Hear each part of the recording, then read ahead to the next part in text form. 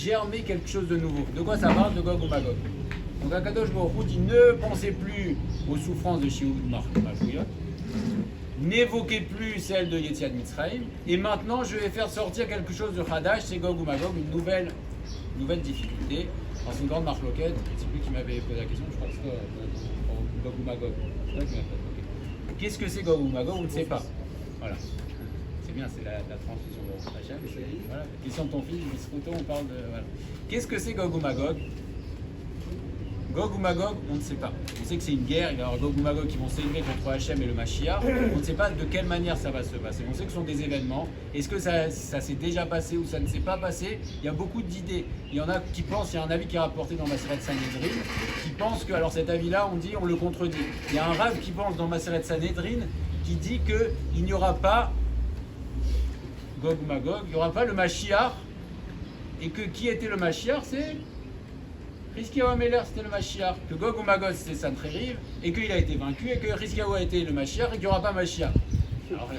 Alors, on dit non, cet avis-là, on n'est pas là, on le ramène. Donc même Gog ou Magog, on pense que peut-être que c'était Sancheriv, le roi d'Assyrie, quand il est venu assiéger Yerushalayim, il a eu une défaite miraculeuse. On dit que c'est l'ange Gabriel qui est venu, qui a tué toutes les armées de Sancheriv. Et du coup, il y a eu la victoire. Yerushalayim a été assiégé, n'a pas été vaincu. Rizkiyahu était potentiellement Mashiach, et selon un avis, c'était lui le Mashiach, et il n'y aura pas le Mashiach. C'est pas l'avis qu'on retient. On retient que comment? Ça fait peur, hein? Ouais. Mais on dit non, mais on dit la Pouké pour exclure cet avis, c'est dans Perek Krelek, pour exclure cet avis-là, mais c'est un avis qui est rapporté. Donc Gog ou Magog, c'est pour dire que Gog ou Magog, on ne sait pas ce que ça va être. Certains pensent que ça s'est déjà passé, certains pensent. Comment? Qui donne cet avis? Je me souviens plus de tête, je crois que c'est Rabbi Nechemia, mais je ne veux pas dire de bêtises. En tout cas, c'est dans Perek Krelek, c'est quand pas. Comment? On donne quand même des détails sur on va faire enfin, je sais pas, après c'était des interprétations, je sais pas si c'est les froids, Jean-Edmar, mais en tout cas c'est les Arabaliques qui donnent des détails quand même. On ne sait pas. On sait que ça va être une guerre. Certains pensent, si on avait rappelé, je crois que à l'époque j'avais discuté que le Rabbi de Lubavitch dit que Gog ou Magog c'était la Shoah. C'était une guerre où on voit qu'il y a des Réchem qui se sont élevés contre Hachem, Mashiach, en tout cas contre le Ham Israël. Et du coup, juste après, il y a eu la Géoula, même si on n'est pas à la Géoula Shlema, on voit que juste après, il y a eu l'État d'Israël qui a été créé. Donc du coup, c'est une entrée dans le processus de Géoula. Donc certains pensent que c'était Gog ou Magog, on ne sait pas. En tout cas, ce sont des événements qui sont annoncés dans les prophètes, Gog ou Magog. Et si on revient au Maral de Prague, Akadosh Baruch Hu dit « Oubliez, ne rappelez plus les souffrances antérieures, ne réfléchissez même plus à celles qui sont encore antérieures, et maintenant je vais faire sortir quelque chose de nouveau, c'est Gog ou Magog. » De quoi on parle? Les anciennes, c'est Shiibud Malchuyot, les très anciennes, c'est Yetziat Mitzrayim, et maintenant je vais faire sortir quelque chose de nouveau, c'est Gog ou Magog. C'est le machal d'une personne qui était sur le chemin, il s'est fait attaquer par un loup. Il a été sauvé du loup, il raconte à tous ses copains, écoute ça, il envoie sur le groupe de la synagogue, sauvé d'un loup. Tout le monde dit, c'est magnifique, il y a des échanges de messages. Et là, d'un coup, qu'est-ce qui se passe? Il se fait attaquer par un lion. Il se fait attaquer par un lion, il parle plus du loup, il envoie à ses copains, j'ai été attaqué par un lion, j'ai été sauvé. Et il continue sur sa route, et là, il se fait attaquer par un serpent. Et là, c'est fini.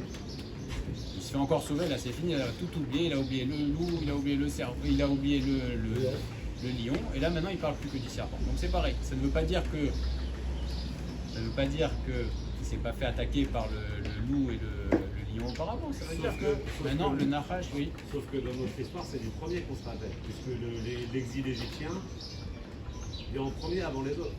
Top. Mais la question c'est, est-ce qu'on va rappeler encore à la venue de Mashiach, est-ce qu'on parlera encore de Yetziat Mitzrayim ou non? Parce que c'est marqué qu'à la fin des temps, Akadosh Baruch Hu va faire des miracles beaucoup plus grands que Yetziat Mitzrayim. Donc peut-être que, Birklal, voilà, comme l'histoire du loup, un loup c'est rien du tout par rapport à un serpent. Je me suis fait sauver d'un serpent, maintenant c'est rien du tout. Et là le Maral, on va le faire rapidement, il développe, mais on va faire juste l'introduction. Donc c'est un principe général que nous dit le Maharal de Prague, c'est qu'une cause doit se trouver avec sa conséquence. Pour qu'elle soit une vraie cause, il faut que la cause existe avec la conséquence. Si ce n'est pas le cas, si la cause ne coexiste pas en permanence avec la conséquence, alors ça ne s'appelle pas une cause gmoura, ça ne s'appelle pas une cause dans l'absolu. Ça peut être une cause intermédiaire, mais pour qu'une cause soit une vraie cause, il faut que la cause survive à sa conséquence. Si on voit la conséquence sans la cause, alors à ce moment-là, c'était peut-être une cause intermédiaire, mais ce n'était pas une vraie cause. Illustre ça par deux exemples Maharal. Le premier exemple, c'est un constructeur, un banaï, un kablan, qui construit une maison. Alors, est-ce que le constructeur, est-ce que le kablan est la cause de la maison? On a tous envie de dire, bah oui, c'est le gars qui construit la maison. Oui. Non, non. Non. Non. Non. C'est pas la cause de la maison. Lui, il construit. On l'a payé, il construit. Mais est-ce qu'il est la cause de l'érection de la maison? Ah. Est-ce que c'est lui qui a... Oui, on peut dire c'est pas la bête. Mais est-ce que c'est lui qui a construit la maison? Il participe. Il Ok. participe.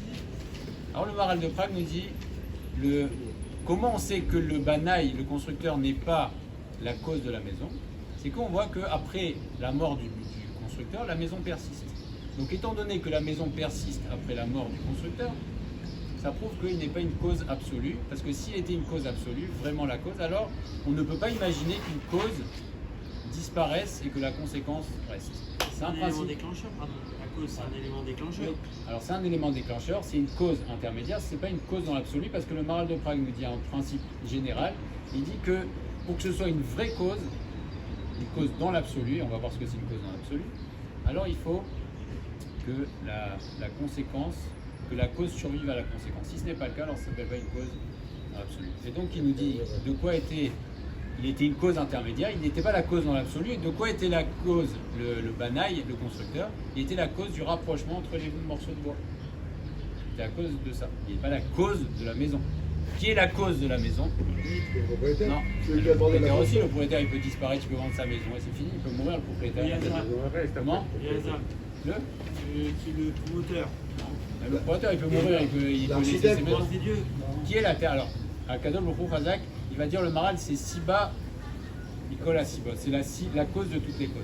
Mais là, par exemple, si on essaie de réfléchir à la cause de la maison, c'est la cause de la maison, c'est la Eretz, c'est la terre. Parce que la terre soutient la maison.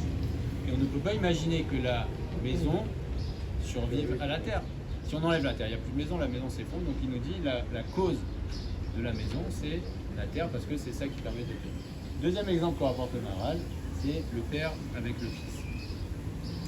Est-ce que le père est la cause du fils? C'est une cause intermédiaire. Les parents sont une cause intermédiaire, c'est-à-dire que le père va donner la semence et de là va sortir l'enfant. Mais est-ce que le père est la cause gmoura de l'enfant? Non. Pourquoi? Parce qu'on voit que très souvent, les enfants survivent aux parents. Donc si les parents étaient la cause absolue des enfants, alors à ce moment-là, les parents devraient toujours survivre aux enfants, parce que sinon, si ce n'est pas le cas, alors ça ne s'appelle pas une cause dans l'absolu. Et deuxième élément que fait rentrer le Maharal de Prague, c'est qu'en plus, une cause ne peut pas donner à sa conséquence plus que ce qu'elle n'a. C'est-à-dire que quelque chose qui est vraiment une cause, il ne peut pas sortir de lui-même plus que ce qu'il y a à l'intérieur de lui.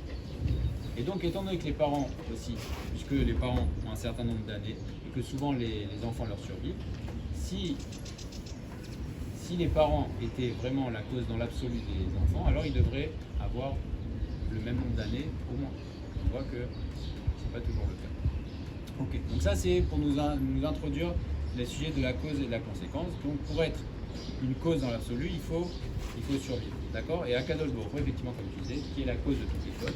Voilà, c'est très bien, c'est Akadosh Baruch Hu. Pourquoi? Parce que Akadosh Baruch Hu est toujours présent. C'est la cause. Les conséquences, c'est marqué dans la Sirat Brachot aussi.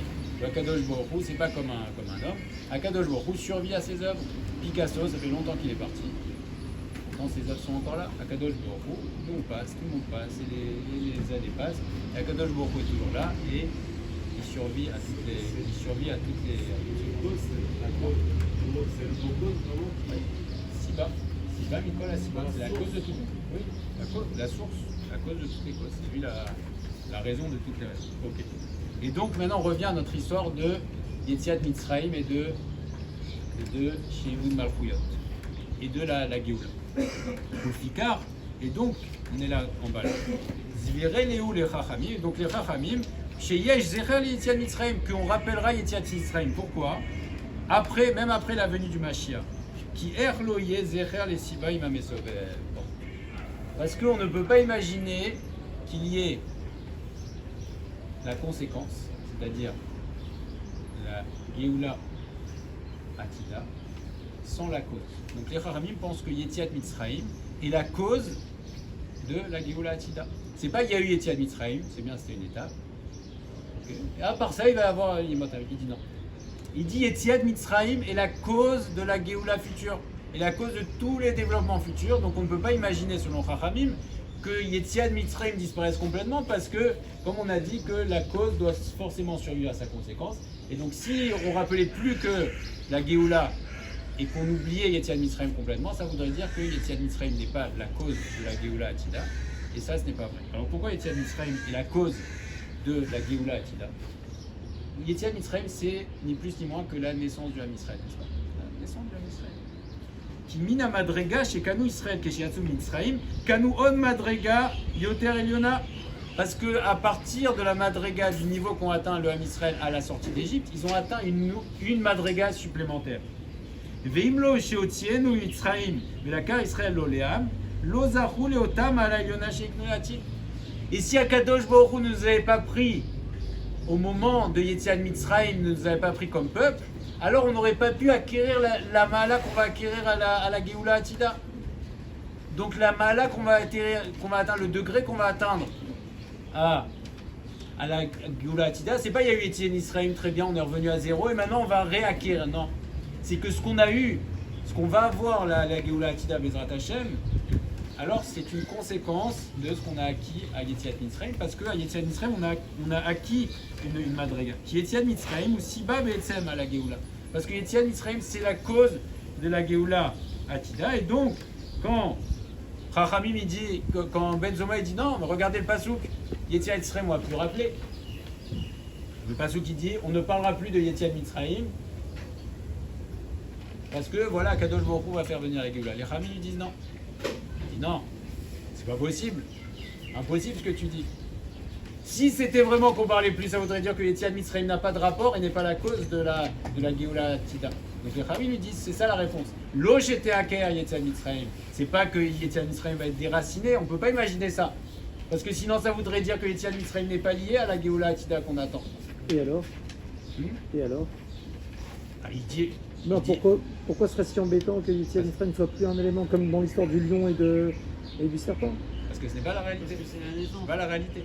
La réalité, c'est que la madrega qu'on va atteindre, c'est lié à Yetziat Mitzrayim. Donc ça voudrait dire, si on ne rappelait plus Yetziat Mitzrayim, ça irait contre la réalité. Parce que la réalité du Ham Israël, c'est que Yetziat Mitzrayim est oui la cause. Donc ils disent à Ben Zoma, c'est pas Ça peut être une pas cause possible ce que importante, tu mais dis. pas une cause absolue. Comment? Ça peut être une cause importante, comme le père vis-à-vis du fils, mais pas une cause absolue. Alors ça c'est l'avis de Ben Zoma. Et les Chachamim ils disent que non. La Metsiout c'est que non. C'est une cause absolue. C'est une cause absolue, c'est que s'il n'y avait pas eu Yetziat Mitzrayim, il n'y aurait pas eu la Géoula Atida. Donc les Chachamim lui disent ils vont au Shoresh. Ils disent ce n'est pas vrai. La réalité c'est que Yetziat Mitzrayim est oui la cause de la Géoula et donc ce n'est pas possible qu'on ne la rappelle plus parce que ça irait contre le principe de réalité. Donc la réalité, la Metsiout, c'est que oui, Yetziat Mitzrayim est la cause de la Géoula. Ça, c'est Ben Zoma. Non, ça c'est Chachamim. Et Ben Zoma ils disent que non. Ben Zoma il dit on ne rappellera plus du tout. Et les Chachamim lui dit non. Ce que tu dis ça va contre la réalité parce que Yetziat Mitzrayim est oui la cause. Et Ben Zoma pense qu'on ne rappellera plus parce que, ou peut-être qu'il n'avait pas appréhendé à son niveau, que c'était vraiment la cause et que s'il n'y avait pas eu Yetziat Mitzrayim, il n'y aurait pas eu de Géoula. Et le fait qu'on ait dit qu'on validait la cause, ça ne pouvait pas sortir quelque chose de plus grand que la conséquence. Pourtant, on peut imaginer que la Géoula elle est plus grande que Yetziat Mitzrayim. Pas forcément plus grand. C'est que quelque chose qui n'est pas de rapport. Est-ce que c'est la C'est-à-dire que Géoula c'est pas en grandeur absolue. Hein. On peut imaginer qu'un fils soit, ou un enfant soit plus grand que ses parents. C'est le fait de donner plus que ce qu'il n'a à l'intérieur. Et Yetziat Mitzrayim, oui, reste. C'est quelque chose. C'est-à-dire que la Géoula Atida est un fruit de Yetziat Mitzrayim. On peut dire que la sortie d'Égypte, elle a introduit dans le monde cette notion de Géoula ou cette notion de cette notion oui, de Géoula qui va persister sur toutes les Géoulottes qu'il y a eu après chaque exil et donc aussi par conséquent sur la dernière sortie d'exil qu'on va avoir. C'est la notion qui a été amenée, la notion de Géoula qui a été amenée sur terre lors de la sortie d'Égypte. Alors c'est vrai, ce que tu dis, c'est que Yetziat Mitzrayim nous donne l'idée de la Géoula, mais si on disait uniquement ça, alors ça ne serait pas forcément lié. C'est pas forcément lié. On peut dire que ça introduit qu'il y a une autre Géoula. Mais là, il nous dit qu'il y a un lien. Abraham, il a apporté dans le monde la notion de chesed, que c'est le shorèche du chesed, c'est Abraham. Ouais. Ou il y a aussi à chaque fois où David ou Moshe qui ont apporté des. C'est vrai. Mais ce que tu dis est vrai. Ils ont amené une nouvelle notion, mais les rabbins veulent relier Yetziat Mitzrayim à la Géoula. On pourrait dire que ça ne contredira pas ce que tu disais sans cette notion-là, de dire Géoula Mitzrayim, ça a mis une nouvelle notion dans le monde, et à part ça, il y a eu d'autres Géoulottes, c'est-à-dire que c'est la première Géoula. Mais là, il nous dit non. Alors, on continue, Mais on termine avec la peut-être que Benzoma, en fait, il a cité Yirmiyahu parce qu'il faut dans sa tête, la future Géoula, elle était bien plus miraculeuse que de sortir le peuple que d'un seul endroit géographique. Donc peut-être qu'au contraire, il voyait plus loin que les autres. Il disait le fait que Dieu un jour serait capable de ramener les 4 coins du monde, son peuple éparpillé et assimilé sur la terre qu'il a promise à ses ancêtres, c'est peut-être ça qu'il disait. C'est en ça qu'il disait peut-être un jour on n'évoquera plus la sortie d'Égypte parce que ça paraîtra petit à côté de ce miracle. C'est un miracle plus grand. Il y aura des plus grands miracles. Mais peut-être qu'il avait raison en fait, Benzoma. C'est marqué qu'il y aura des plus grands, Non, mais miracles. c'est dire que Néanmoins, c'est peut-être pour ça que Benzoma. C'est pour ça que Benzoma il a ramené ce passouk de Yirmiyahu pour contrer les Chachamim. Tu vois. c'est pour dire comme c'est plus grand, alors c'est pas. Alors c'est pas la On n'est même pas On contre. va oublier, comme c'est ça, c'est plus grand, on oubliera la sortie. Voilà, c'est ça. On mentionnera Alors, ça va pas. être- Ça viendra, ça ne veut pas dire qu'on négativise la sortie d'Égypte, c'est-à-dire qu'on la ramène à sa juste Non, valeur. minimise. Les Chachamim sont d'accord. Ils disent, je suis d'accord avec toi. Ça va devenir, Yetziat Mitzrayim deviendra Tafel, ça viendra accessoire. Néanmoins, ça persistera. Donc, ils sont d'accord, Chachamim, que Géoula Atida, ça va, entre guillemets, assombrir l'éclat de Yetziat Mitzrayim qu'on rappelle dedans. Ils sont d'accord, ils disent que ça va devenir écart. Mais à qu'il y ait d'écart que ça disparaisse, non. Parce que, comme c'est la cause, alors ça ne peut pas disparaître. Après, c'est la naissance. On ne fait jamais disparaître une naissance. Voilà, c'est ce qu'il dit. Il dit qu'il y a un lien. C'est pas, hop, c'est sorti, après on n'est pas surpris. Est-ce que de cette discussion-là qu'il y a entre les Chachamim et Benzoma, en fait, tout compris toutes les prières qu'on fait de nos jours, depuis que la Grande Assemblée où il y a ce mélange de sortie d'Égypte et de Géoula finale quand ils sont assemblés dans la Hamida ou dans. C'est-à-dire, il y a les deux. Ah oui. On rappelle la sortie d'Égypte dans le schéma. Alors, On l'a bien fait. Alors aujourd'hui, on n'a pas de problème, puisque aujourd'hui, de toutes les manières, Yetziat Mitzrayim, c'est encore Icar, puisqu'on n'a pas eu la révélation du Mashiach. Bah oui, non, mais on Donc, aurait à la pu limite, sortir, on aurait pu se baser sur les autres exils qu'il y a eu après. mais On c'est aurait pas pu la rappeler Géoula. les autres.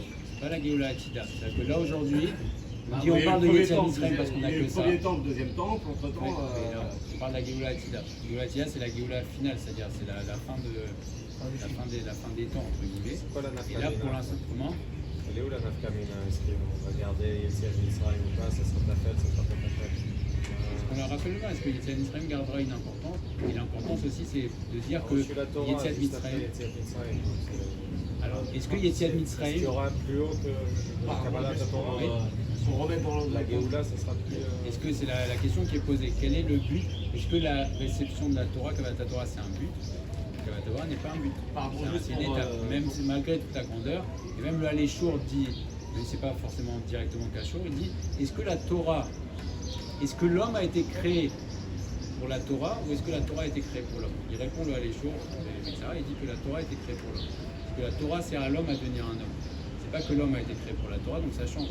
C'est que la Torah, même toute la grandeur de la Torah, bien que la Torah ait été créée 974 générations avant la création du monde, la Torah, nous dit le Haléchour, est un kéli à son niveau, un kéli incroyable, extraordinaire, inimaginable, mais c'est à l'attention de l'homme.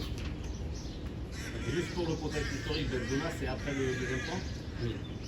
Ouais, donc tous les exils sont déjà passés. Et là, la Géoula Atida, on parle de. Il y a eu beaucoup de Géoulottes, mais la Géoula Atida, c'est la venue du Mashiach.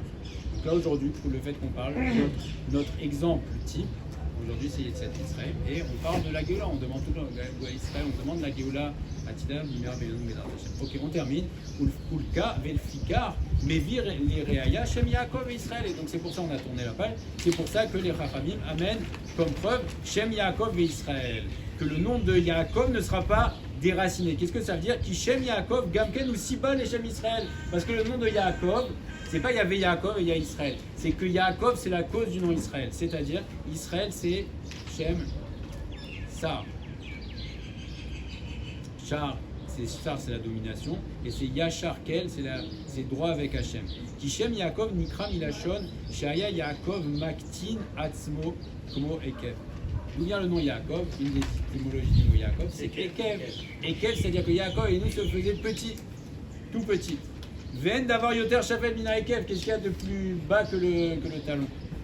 Ve d'avarze à si bas chez Yé Hachem Idbara Magdia Oto, Hachekra Israël.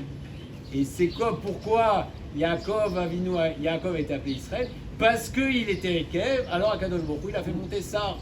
Israël, c'est aussi la Shon Srara, la Shon domination. Donc la cause pour laquelle Yaakov est devenu Israël, c'est parce qu'il était Ekev.